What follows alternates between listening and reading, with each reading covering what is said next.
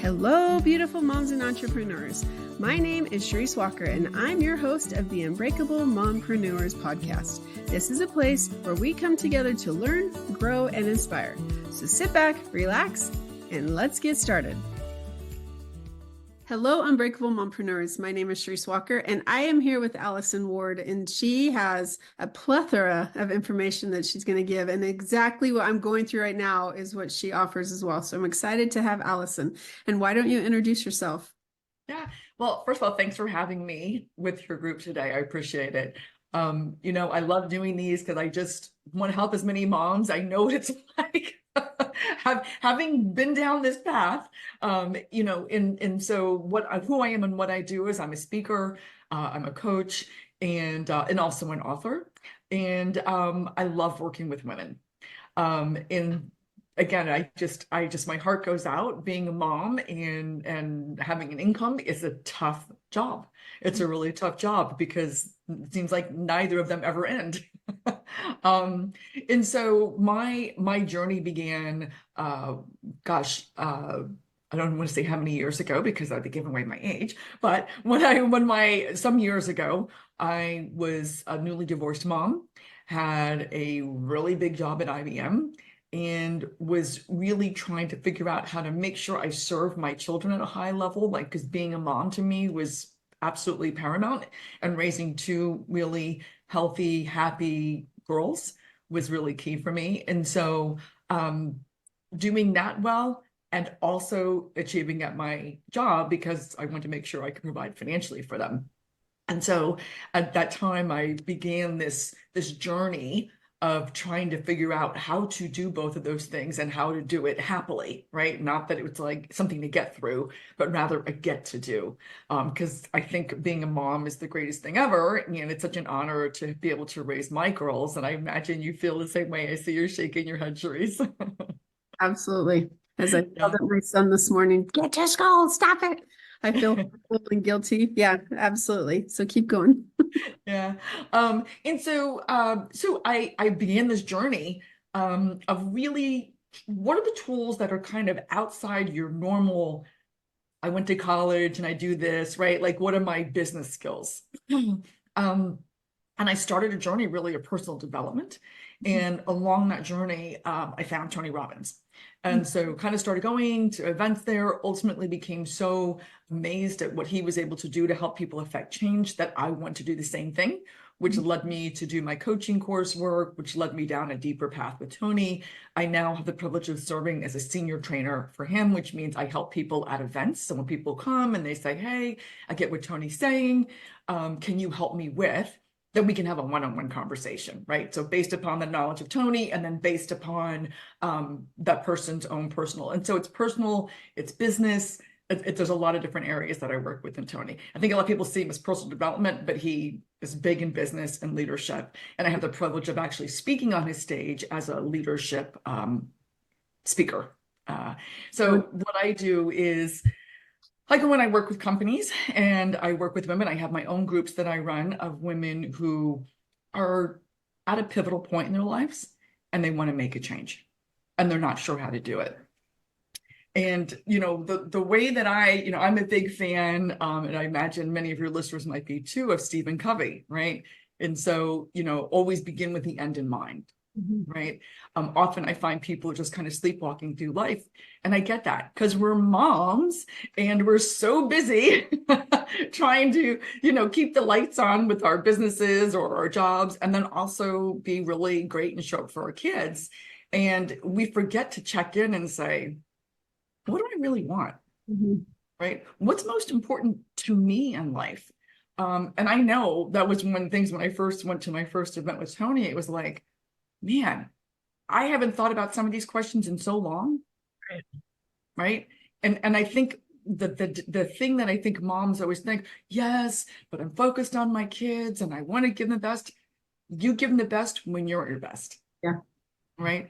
I remember I started going to a lot of events and some of my friends were like, how can you leave your kids home? And I'm like, I know when I return, yes, I show up so much better to serve them.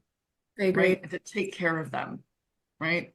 And same thing in my career at IBM. It's like I came in like energized, new ideas, new ways of looking at things. And so I love that kind of diversity and new voices, diversity and ideas of things that you can do to improve not just you, but your kind of your whole ecosystem, which includes your children and your business or job. See, I think that that's really important. I'm glad that you said that because I actually last week I was out for 2 days. And for me, like going to a conference is my energy. Like my husband, he likes to go fishing. I like to go to conferences, right? And so, yeah, I have to leave my kids for a couple of days, but they're in school half the day. And then they get one-on-one time with dad. And so that gives me some time and I come back energized. And there was a time where I was going quite a bit and now it's like every couple months, but still like that. I start to feel like, if I'm not able, because for me, I love self-improvement and I want to be an example to my kids of how to not, the word try. I don't like that word. It's just do, or I'm hoping to. I'm like, no, just go do it and make a plan. You don't need to hope. You don't need to try. Just do it. Right. So talk to me about the impact of role overload. You mentioned something about how women feel this, and you've kind of touched on it, but what is role overload? So, we, again, it's kind of like it's the balance of life, right? It's like, well, wait a minute. I feel guilty if I go to the conference. I feel guilty if I go to work and I can't go to my kid's soccer game or whatever that is. I feel guilty if I'm not putting in 110% at my job or in my business, because that's also important. And then we also have other roles. Spouse, we could be caring for, older parents, our church, right? Whatever that is, right? So we have all these different roles. Women wear so many different hats. And and we wear more hats than men do, right? They don't have the same ownership. And it's not to say that they don't parent. This is not a men bashing thing. That's not my point here. And that the truth of the matter is they don't take on as many roles as we do in the same way. And, you touched on something a moment ago that I just want to speak into, and that is the idea that how you recharge when you go. And I think it's such an important thing for your children to see that they are very important to you, and they're not the only thing in your life. You too have a life. I think by role modeling this idea of looking out for yourself as well is a really important idea. And I think a lot of moms have the wrong idea. And a lot of parents, frankly, have the wrong idea that they think, oh, but it takes more of this martyring approach, right? And I'm sacrificing everything for my kids, which just creates resentment. It's probably not the model you want to set for your children as they, leave the nest. So I would say that's kind of the role overload. It's like taking on so much and thinking I have to do everything, at 110%, which is impossible. Well, and I know that there's listeners right now that are probably like screaming at the right now. That's not true. If you're a mom, you need to do this and this and this. And so before they turn it off, I want to talk about that because the whole purpose of this podcast is to help women reignite with their passion and making sure that, yes, kids are important and yes, you should be there for them. And yes, there's so much there as a mom, but I've just time and time again, if you just give and give and give and give, you don't have anything else to take from the bucket. And I always think of it as taking a ladle and here's the water and dumping the water. And if you're not putting back in, eventually you run out. And so you talk about how to help women reignite their forgotten passions and integrate them into their busy lives. And so how can women do that? Like what are one or two suggestions you have? Yeah. So I think the first thing is really, like I said, is like stop, take a minute and figure out what that is, because many people that I talk to cannot answer that question. And again, is this the role model that you want for your kids? Is this really what you want them to do? And no mom is going to say yes if they want them just get a job and work and take care of others and never think about themselves. The obvious answer is no, I don't want that for my children. Right.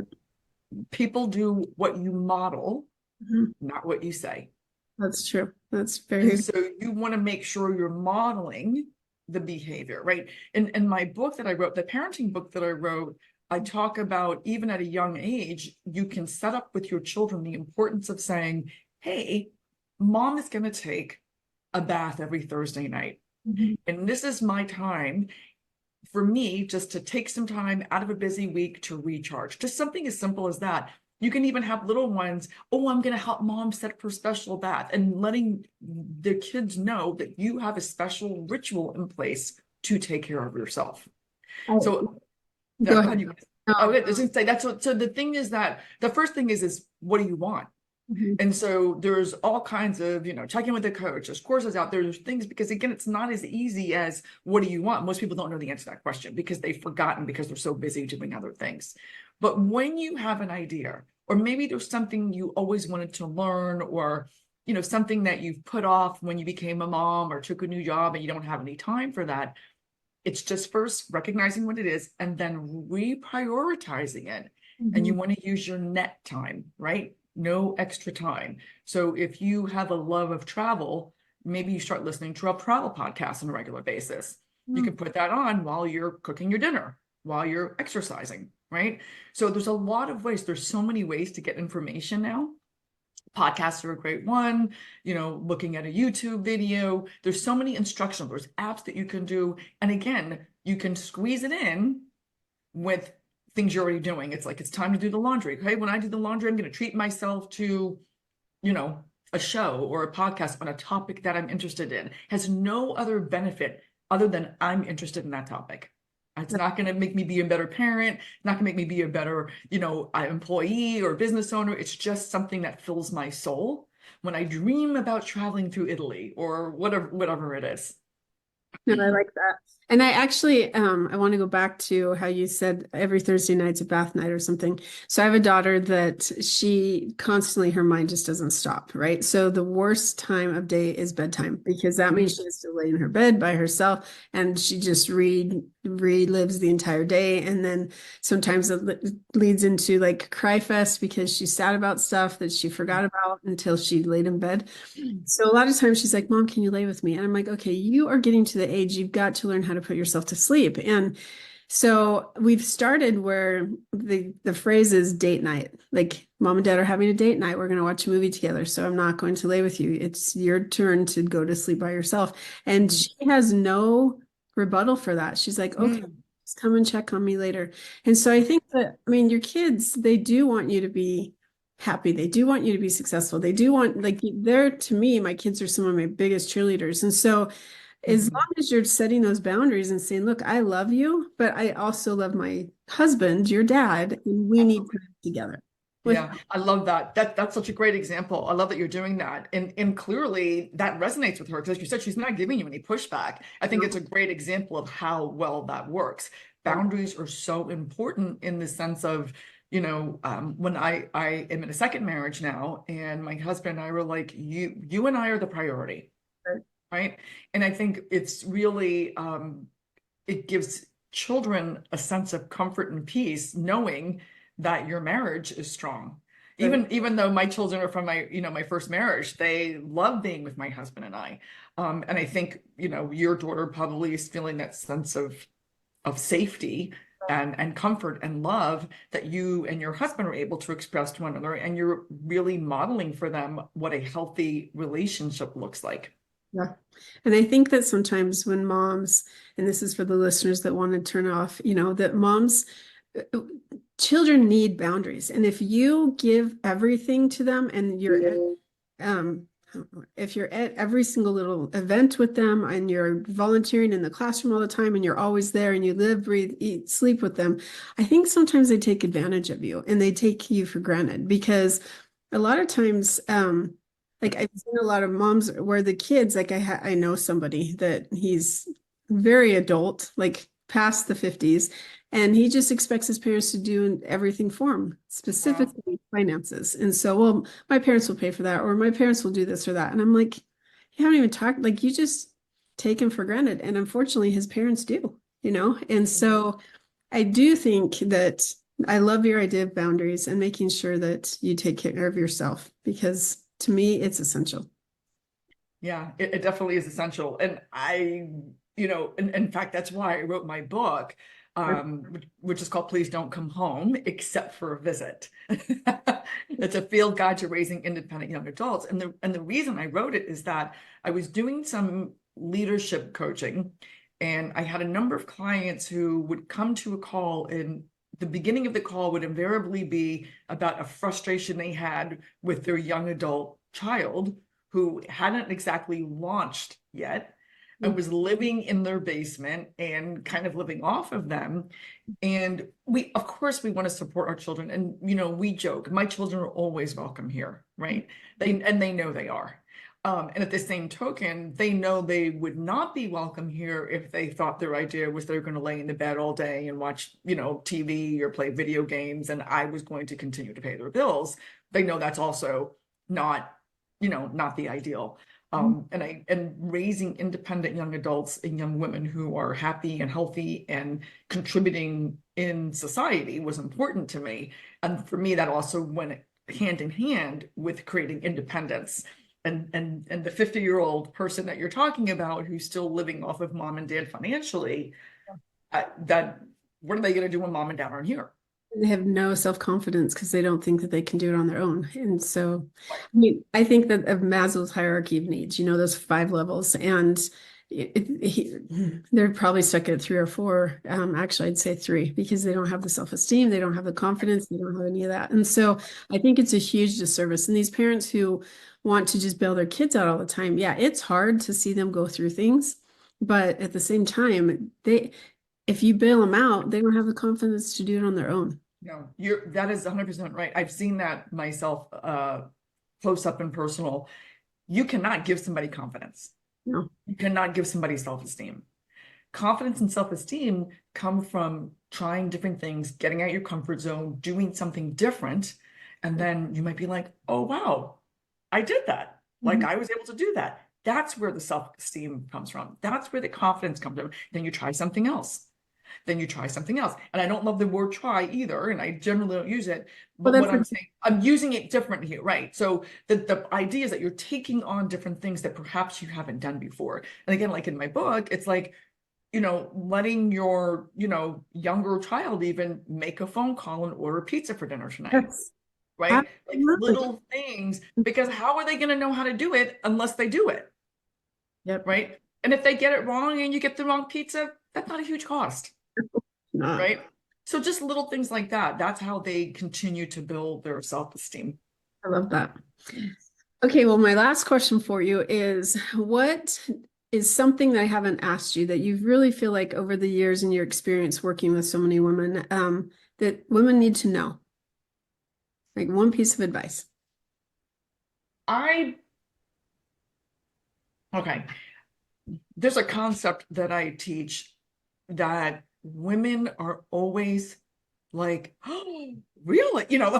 I'll share to that. That's the thing. I get that most often. And I teach something called the upward spiral. And what that means is that you can take any situation and turn it into a positive, right? And so the idea is that you're taking in information, and nothing by itself is a positive or negative. It's the meaning that we assign to it. And so how do we assign meanings? I mean, you and I can see the same event and assign a completely different meaning to it. And that's based upon our values, our belief systems. And the thing about it is, it's all unconscious. Yeah. Right? Nobody gets up and says, I'm going to have this value, or I'm going to have this, because we develop those belief systems as a result of things that happen to us in our experiences, right? Or we have a past experience. I know what this looks like because it happened to me or my friend. So that's how we assign meaning. Can I interject real quick? There's one more thing. I think it's also what you're experiencing that day. Because like, if I read the scriptures, and one time, like I'm going to get this out of it. I'm like, oh my gosh, this totally spoke to me. The next time I go read it, I'm like, I got nothing. So I really think that that's also like what you're experiencing at the time and what you're going to take out of it. So keep going. Absolutely. No, yeah, absolutely. I think that's definitely true, which is why, it's like you go back and read things multiple times because you're in a different place in your life. And not just in that day, but you've grown, you've had other experiences. So now you're taking in that information in a different way. But so it's like, what meaning do I want to assign it? What meaning is going to help me to get a positive outcome? So if, let's say, let's say I'm in a collegial situation and I decide that, oh, this fellow was always late to our meetings and he just, because I know how he is in the past, he's always going to be, he's disrespecting me. Versus if I had a more positive experience with him, I might say, oh my gosh, that Josh, he's always late to meetings. I know he gets wrapped up in stuff. So you know what I'm going to do? I'm going to send him a note 10 minutes before and be like, hey, Josh, see you in 10 minutes. Mm-hmm. The situation is exactly the same. Somebody is late consistently for the meeting, but I get to choose the meeting. And so when I go into the meeting now with the first scenario, I'm going to be frustrated. I might, not show up positively to the meeting, or I'm not going to get prepared, which is going to prevent me from getting my work done. Right. So my attitude that I bring to it has a huge impact versus, this guy, I wish he wouldn't do it, but I know how he is. We can almost assure, right? And I'm having kind of a funny laugh about it. Then I'm going to go into the meeting in a different way.